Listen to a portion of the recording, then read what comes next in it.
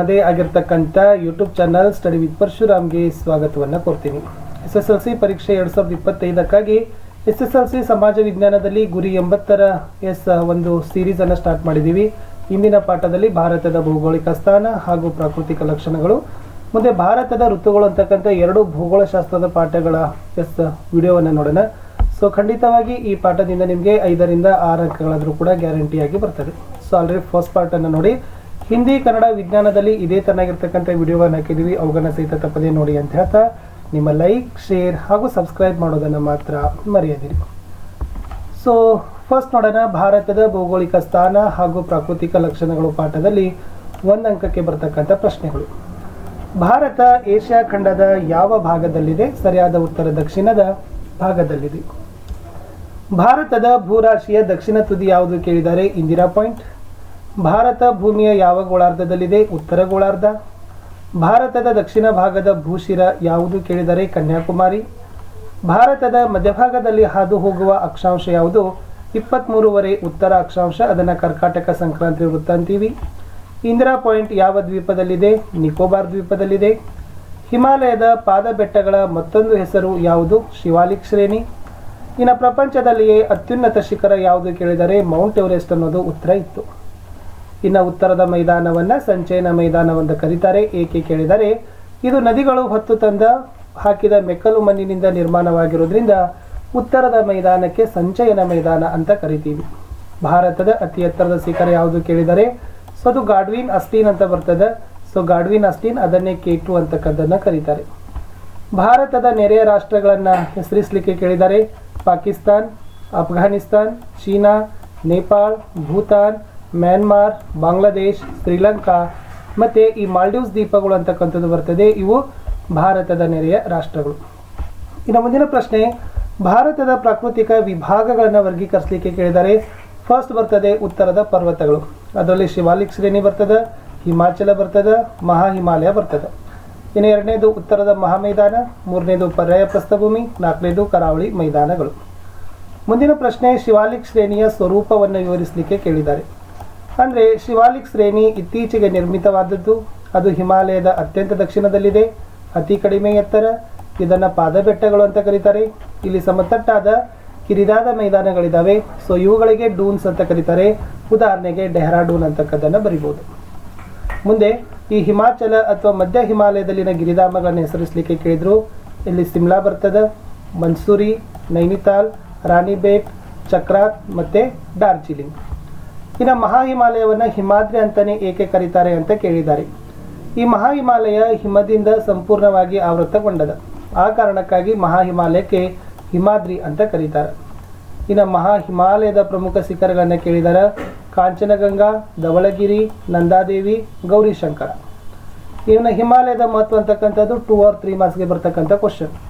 ಇದು ಭಾರತಕ್ಕೆ ರಕ್ಷಣೆ ಕೊಡ್ತದೆ, ಶೀತ ಗಾಳಿಯನ್ನು ತಡೀತದೆ, ನದಿಗಳ ಉಗಮ ಪ್ರದೇಶ, ಜಲ ವಿದ್ಯುತ್ ಶಕ್ತಿ ಉತ್ಪಾದನೆಗೆ ಅನುಕೂಲ, ವಿಶಾಲವಾದ ಮೈದಾನನ ಹೊಂದದ, ಸಸ್ಯ ಮತ್ತು ಪ್ರಾಣಿಗಳಿಗೆ ಆಶ್ರಯ ತಾಣವಾಗದ, ಖನಿಜ ಸಂಪನ್ಮೂಲಗಳನ್ನು ಒಳಗೊಂಡದ, ಪ್ರವಾಸೋದ್ಯಮ ಮತ್ತು ಧಾರ್ಮಿಕ ಕೇಂದ್ರಗಳಿಗೆ ಪ್ರಸಿದ್ಧಿಯಾಗಿದೆ ಅನ್ನೋದನ್ನು ಬರಿಬೇಕು. ಮುಂದಿನ ಪ್ರಶ್ನೆ, ಉತ್ತರದ ಮೈದಾನವನ್ನು ಸಂಚಯನ ಮೈದಾನ ಅಂತಾನೆ ಏಕೆ ಕರಿತೀವಿ? ಅಥವಾ ಈ ಉತ್ತರದ ಮೈದಾನ ಹೇಗೆ ರೂಪುಗೊಂಡಿದೆ ಅಂತ ಪ್ರಶ್ನೆ ಬರ್ತದೆ. ಈ ಉತ್ತರದ ಮೈದಾನ ನದಿಗಳು ಹೊತ್ತು ತಂದ ಮೆಕ್ಕಲು ಮಣ್ಣಿನಿಂದ ನಿರ್ಮಿತವಾಗದ. ಸೊ ಆದ್ದರಿಂದ ಇದಕ್ಕೆ ಸಂಚಯನ ಮೈದಾನ ಅಂತ ಕರಿತೀವಿ. ಮುಂದಿನ ಪ್ರಶ್ನೆ, ಪಶ್ಚಿಮ ಘಟ್ಟಗಳು ಮತ್ತು ಪೂರ್ವ ಘಟ್ಟಗಳ ನಡುವಿನ ವ್ಯತ್ಯಾಸಗಳನ್ನು ಕೇಳಿದ್ದಾರೆ. ಪಶ್ಚಿಮ ಘಟ್ಟಗಳು ಎತ್ತರವಾಗಿದ್ದಾವೆ, ಪೂರ್ವ ಘಟ್ಟಗಳು ಎತ್ತರವಾಗಿಲ್ಲ. ಪಶ್ಚಿಮ ಘಟ್ಟಗಳು ನಿರಂತರವಾಗಿದೆ, ಪೂರ್ವ ಘಟ್ಟಗಳು ನಿರಂತರವಾಗಿಲ್ಲ. ಪಶ್ಚಿಮ ಘಟ್ಟಗಳು ದಖನ್ ಪ್ರಸ್ಥಭೂಮಿಯ ಪಶ್ಚಿಮದಲ್ಲಿದ್ದರೆ, ಪೂರ್ವ ಘಟ್ಟಗಳು ದಖನ್ ಪ್ರಸ್ಥಭೂಮಿಯ ಪೂರ್ವದಲ್ಲಿದೆ ಅಂತಕ್ಕಂಥದ್ದು ಪಾಯಿಂಟ್ಸ್ ಬರೀಬೇಕು.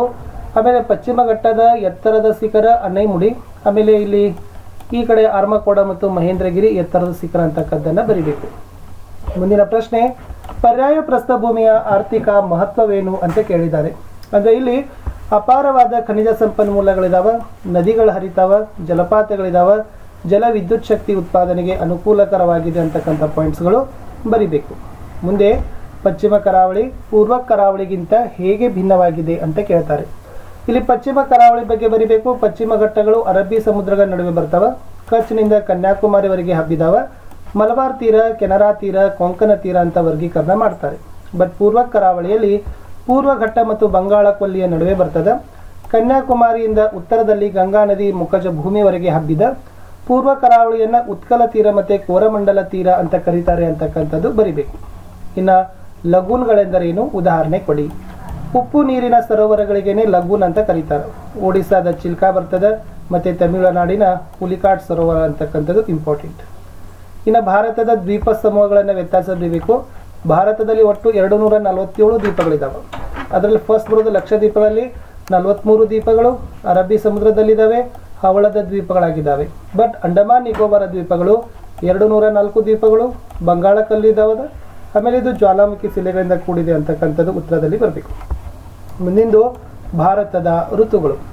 ಸೊ ಇಲ್ಲಿ ಬರ್ತಕ್ಕಂಥ 1 ಮಾರ್ಕ್ಸ್ಗೆ ಮೋಸ್ಟ್ ಇಂಪಾರ್ಟೆಂಟ್ ಕ್ವಶನ್ ಅಂದರೆ ಭಾರತದಲ್ಲಿ ಕಡಿಮೆ ಉಷ್ಣಾಂಶ ದಾಖಲಾಗುವ ಪ್ರದೇಶ ಡ್ರಾಸ್, ಭಾರತದಲ್ಲಿ ಅತಿ ಹೆಚ್ಚು ಉಷ್ಣಾಂಶ ದಾಖಲಾಗಿರುವ ಪ್ರದೇಶ ಗಂಗಾನಗರ, ಭಾರತದಲ್ಲಿ ಅಧಿಕ ಮಳೆ ಬೀಳುವ ಪ್ರದೇಶ ಮಾಸಿನ್ರಾಮ್, ಭಾರತದಲ್ಲಿ ಅತಿ ಕಡಿಮೆ ಮಳೆ ಬೀಳುವ ಪ್ರದೇಶ ರುಯಿಲಿ, ಭಾರತದಲ್ಲಿ ಅತ್ಯಂತ ಶೀತವಾದ ಮಾಹೆ ಜನವರಿ ಅಂತಕ್ಕಂಥದ್ದು ಇತ್ತು. ಇನ್ನು ಭಾರತ ಹೊಂದಿರುವ ವಾಯುಗುಣ ಅದು ಉಷ್ಣವಲಯದ ಮಾನ್ಸೂನ್ ಮಾದರಿಯ ವಾಯುಗುಣ. ಇನ್ನು ಬೇಸಿಗೆಯಲ್ಲಿ ಭಾರತದಲ್ಲಿ ಉಷ್ಣಾಂಶ ಅಧಿಕವಾಗಿರಲು ಕಾರಣ ಈ ಸೂರ್ಯನ ಲಂಬಕಿರಣಗಳು ಉತ್ತರಾರ್ಧಗೋಳದ ಮೇಲೆ ಬೀಳ್ತವೆ. ಇನ್ನು ಮಾವಿನ ಬೈಲು ಅಂತಂದರೆ ಅದು ಬೇಸಿಗೆಯಲ್ಲಿ ಕೇರಳದಲ್ಲಿ ಬೀಳುವ ಪರಿಸರಣ ಮಳೆ. ಕಾಫಿಯ ಹೂಮಳೆ ಅಂದರೆ ಅದು ಬೇಸಿಗೆಯಲ್ಲಿ ಕರ್ನಾಟಕದಲ್ಲಿ ಬೀಳುವ ಪರಿಸರಣ ಮಳೆ. ಕಾಲ ಬೈಸಾಖಿ ಅಂದರೆ ಬೇಸಿಗೆಯಲ್ಲಿ ಪಶ್ಚಿಮ ಬಂಗಾಳದಲ್ಲಿ ಬೀಳುವ ಪರಿಸರಣ ಮಳೆ. ಆ್ಯಂಡೀಸ್ ಅಂದರೆ ಅದು ಬೇಸಿಗೆಯಲ್ಲಿ ಉತ್ತರ ಪ್ರದೇಶದಲ್ಲಿ ಬೀಳುವ ಪರಿಸರಣ ಮಳೆ ಅಂತಕ್ಕಂಥದ್ದಿದ್ದಾವೆ. ಈ 4 ಮೋಸ್ಟ್ ಇಂಪಾರ್ಟೆಂಟ್ ಈ ಪ್ರಶ್ನೆಗಳು ನಿಮಗೆ ಬರ್ತವೆ. ಈ ಪಾಠದಲ್ಲಿ ಒಂದು 4 ಪ್ರಶ್ನೆಗಳು 2 ಅಂಕಕ್ಕೆ ಬರ್ತವೆ.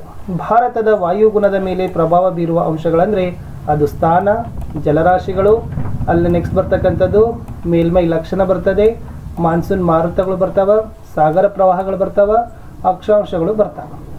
ಇನ್ನು ಭಾರತದ ವಾರ್ಷಿಕ ವಾಯುಗುಣದ 4 ಋತುಮಾನಗಳು ಅಂತ ಕೇಳ್ತಾರೆ. ಅದು ಬೇಸಿಗೆ ಕಾಲ, ಚಳಿಗಾಲ, ಮಳೆಗಾಲ, ಅದನ್ನು ನೈಋತ್ಯ ಮಾನ್ಸೂನ್ ಮಾರುತಗಳ ಕಾಲ ಅಂತ ಕರಿತೀವಿ. 4ನೇದು ನಿರ್ಗಮನ ಮಾನ್ಸೂನ್ ಮಾರುತಗಳ ಕಾಲ ಅಂತ ಕರಿತೀವಿ. ಇನ್ನೊಂದು ಪ್ರಶ್ನೆ ಇದೆ ಮೋಸ್ಟ್ ಇಂಪಾರ್ಟೆಂಟ್, ಭಾರತದ ವಾಯುಗುಣ ಮಾನ್ಸೂನ್ ಮಾರುತಗಳೊಡನೆ ಆಡುವ ಜೂಜಾಟವಾಗಿದೆ, ಚರ್ಚಿಸಿ ಅಂತ ಕೇಳಿದ್ದಾರೆ.